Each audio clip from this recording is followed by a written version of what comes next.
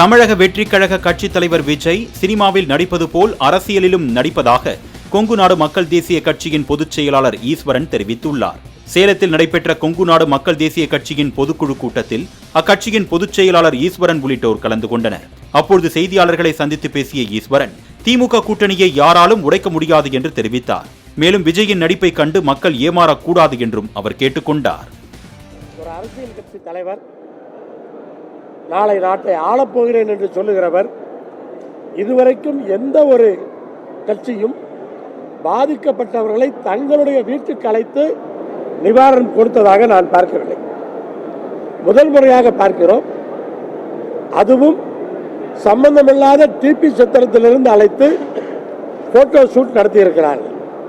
திமுக கூட்டணியை நீங்கள் சொல்லுகிற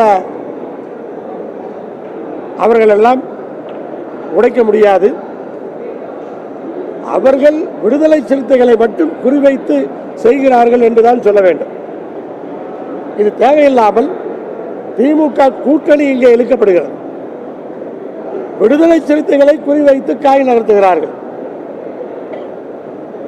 அதுதான் நடக்கிறதே ஒழிய ஏதோ திமுக கூட்டணியே முழுமையாக சிதைப்பதற்கான முயற்சி, ஏன்னா அது முடியாது, அதை அவர்களால் செய்ய முடியாது.